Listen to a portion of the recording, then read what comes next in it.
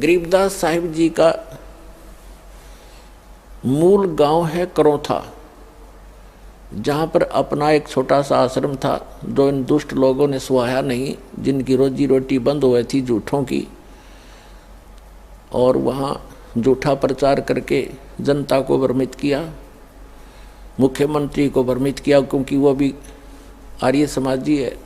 दास के ऊपर झूठे आरोप लगा लगा के और झूठे केस में जेल में डाल दिया और उसको आश्रम को ग्रहण कर लिया।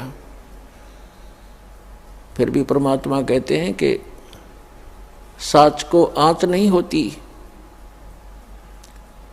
पुणात्मा हाई कोर्ट ने हमारे हक में फैसला कर दिया। सन 2009 में मुख्यमंत्री आर्य समाजी और आर्य जो हमारा विरोध कर रहे थे, आर्य प्रतिनिधि सभा हरियाणा वाले, वो दोनों मिलकर सुप्रीम कोर्ट पहुंच गए। देख इनकी अकल मारी जा रही। कोई बात हो, अरे हम तो सत्य और असत्य की लड़ाई लड़ रहे हैं, ज्ञान और अज्ञान का झगड़ा, ज्ञान का जवाब ज्ञान से देना चाहिए। अब सुप्रीम कोर्ट में ऐसा मुंह पे थप्पड़ मार दिया परमात्मा ने उनके 8 वकील, 6 तो सरकार के, 2 उनके टॉप मोस्ट वकील कर रखे। हमारा ओरिजिनल वकील भी नहीं जा रहा था, उसको कोई काम हो गया अचानक, और परमात्मा के बच्चों को आश्रम दिवा दिया। इससे बड़ा चमत्कार पुण्यात्मा कोई नहीं हो सकता। अब भगवान से बाहर कौन जाएगा? ये जज क्या है? ये भी परमात्मा के रिमोट से चलते हैं, उसी के बच्चे हैं, उनकी बुद्धि उनके हाथ में है। 1 सेकंड में सच्चाई को ऊपर ला दिया। पुण्यात्मा हमने उस आश्रम की आवश्यकता भी ना रह रही थी, क्योंकि वहाँ पर तुम्हारी गाड़ियाँ भी ना खड़ी हों सारी। जब आज हमारी व्हीकल चले जाओ, व्हीकल भी ना हो उसमें, वो तो ऑड्डे रह गया। लेकिन इनकी जात का बेड़ा पट गया कि इसे मुख्यमंत्री होया करें। राजा को चाहिए दोनों तरफ की बात सुनकर जब डिसीजन लेना चाहिए। एक तरफ जुआ जुड़ जा, तो ये कलयुगी राजाएं हैं। पुराने राजाओं का आप हिसाब लाओ। रामचंद्र जी राजा थे अयोध्या के, वो किसी मंत्री या किसी अपने साथी की बात में विश्वास नहीं करते थे, भगवान से डरने वाले थे। यदि कोई ऐसी जटिल समस्या होती, वो स्वयं वेश बदल कर जाया करते थे और निष्कर्ष निकाल कर निर्णय लिया करते थे। राजकाल के राजा उनकी पार्टी के 2 बात कह दे, फलाना ऐसा है, दकड़ा ऐसा है, कर दो उसका नाश। लेकिन हमारे साथ भगवान है, हमारा विरोध करने वालों का नाश हो जाएगा। भगवान के बच्चों का नाश आज तक हुआ नहीं, हर ना होगा।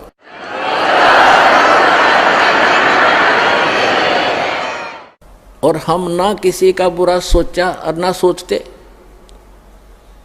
तो पुण्यात्माओं, ये गंदा लोक है, और अब और गंदे विचार हो गए हमारे। भगवान से डर रहा नहीं, और जब तक ज्ञान नहीं होगा अध्यात्म, तो भगवान से डरना छोड़ देता आदमी, और तभी मार खाता है। आज सबसे पहले परमेश्वर कबीर जी की सर्वसंगत परमात्मा का लाख लाख शुक्रिया करते हैं कि परमेश्वर ने आप जी का करौथा आश्रम वापस दिलवा दिया।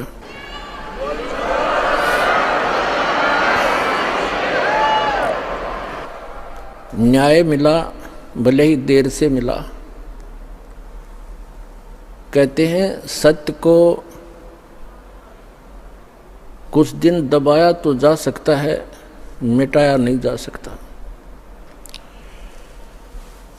आज हमारा वो सर्व गंध हट गया जो दुष्ट लोगों ने अफवाहें फैलाई थी, हमारी छवि को धूमिल करने की चेष्टा की थी। हमारे सब भक्तों ने मिलकर परमात्मा के यथार्थ ज्ञान को अपने सब भाई बहनों तक पहुंचाया, और जनता को सच्चाई का पता लगा। और आप देख रहे हैं कैसे उमड़ उमड़ कर परमात्मा के बच्चे सतलोक आश्रम बरुवाला में दीक्षा प्राप्त करने के लिए आ रहे हैं। परमात्मा कहते हैं कि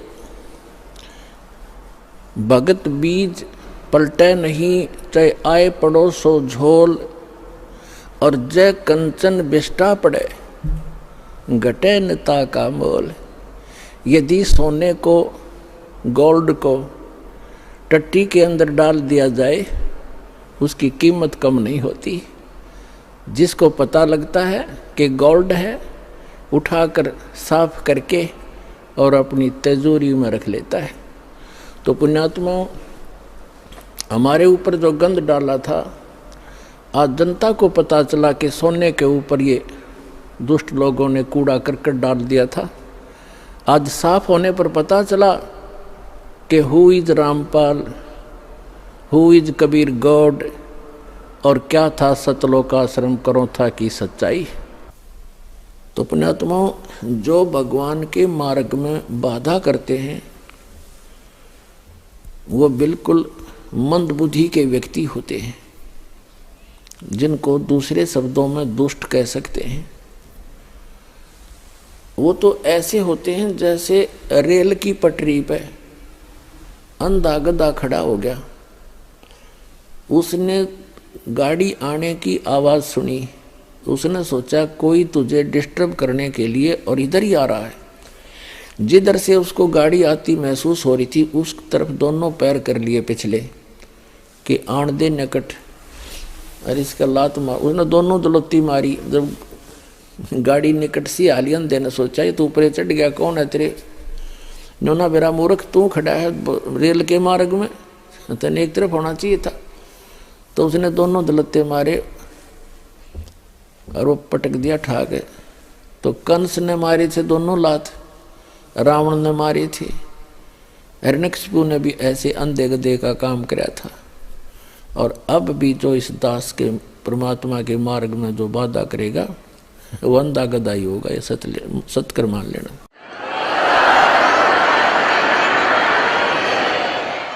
पुण्यात्माओं, दुष्ट लोगों का स्वभाव ही होता है दुष्ट कर्म करने का, और साधु संतों का काम होता है, स्वभाव जो उनका होता है परमार्थ ही करने का।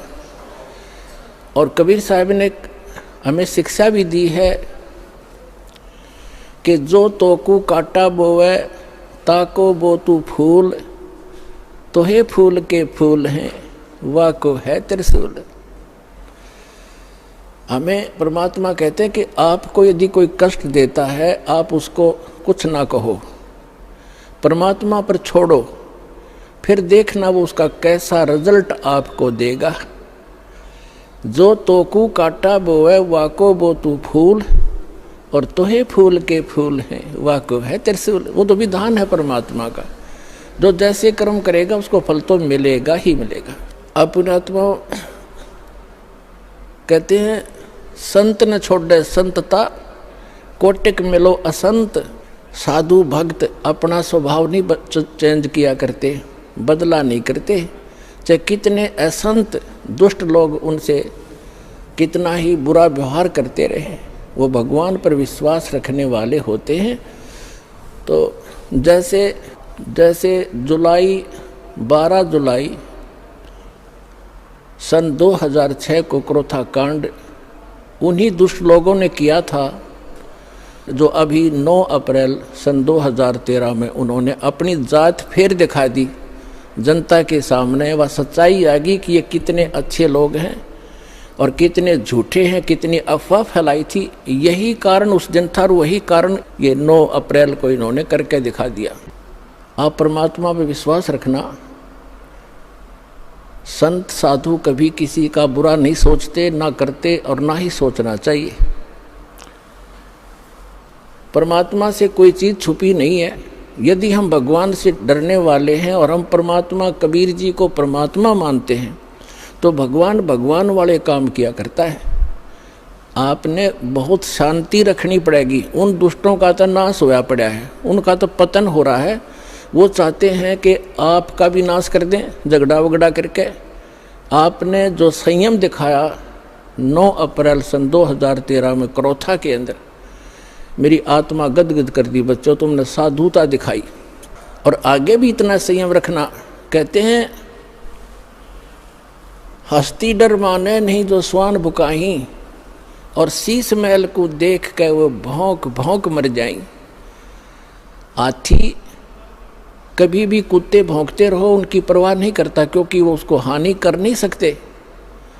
और जो कुत्ते होते हैं वो अपने दोस्त, अपने जैसा ही शीशे के महल में, कहीं शीशे का महल बना हो, वो उस दर्पण के अंदर, उस शीशे के अंदर अपनी शक्ल देखकर सामने वाले को एक दुष्ट विरोधी मानकर वो कुत्ता अपनी ही परछाई सामने जो तस्वीर दर्पण में दिखती है उसकी तरफ भागता है भौं भौं करके कि तुझे मार डालूंगा, तू गंदा कैसे आ गया यहाँ पर। और वो होता है उसका स्वरूप। तो कहते हैं वो कुत्ता उस शीशे के महल में अपनी ही शक्ल देख देख कर भौंक भौंक के मर जाएगा। इसी प्रकार जो दुष्ट लोग हैं वो अपना गंध साधु संत और भक्तों में अपनी ही परछाई देखा करते हैं। चोर को चोर ही नजर आते हैं, संत को संत ही नजर आते हैं। एक चोर किसी शरीफ व्यक्ति के घर पर रुक गया यात्री बनकर। अब उस शरीफ व्यक्ति ने उस चोर को अपने घर के बीच में सुलाया, एक नेक आदमी मानकर। घर वाला सो गया निश्चिंत होकर के, खाना खुना खिला के, और चोर रात्रि में चोरी करके चला गया।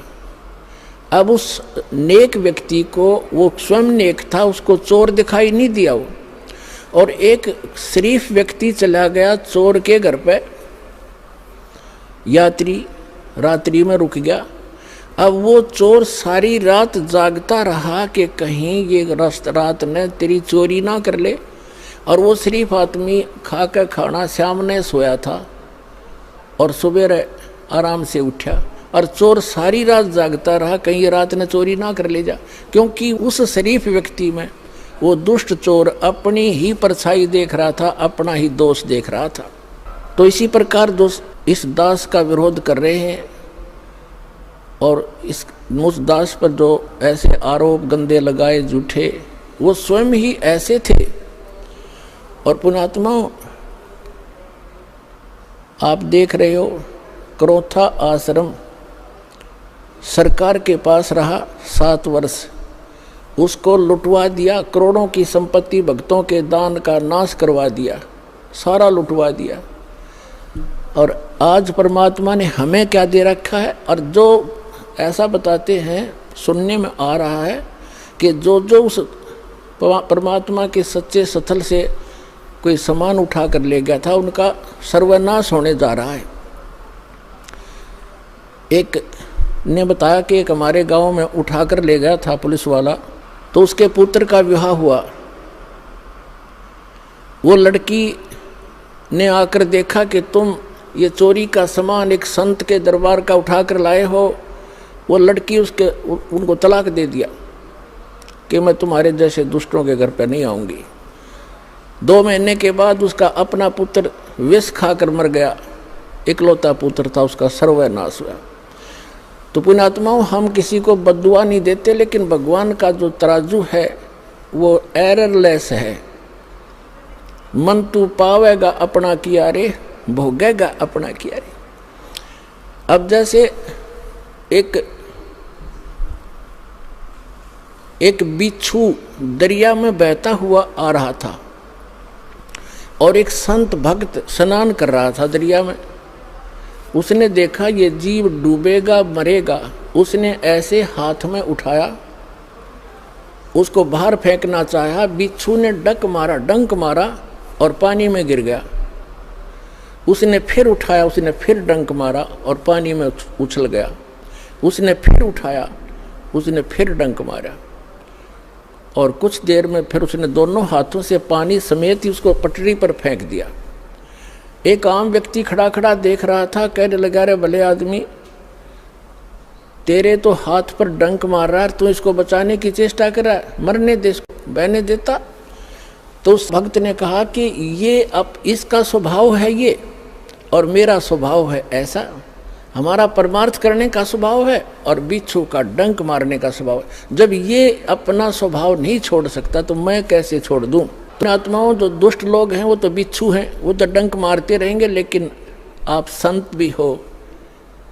और जो तो को काटा बोवे ताको बो तू फूल, और तोहे फूल के फूल हैं वाको है त्रिशूल।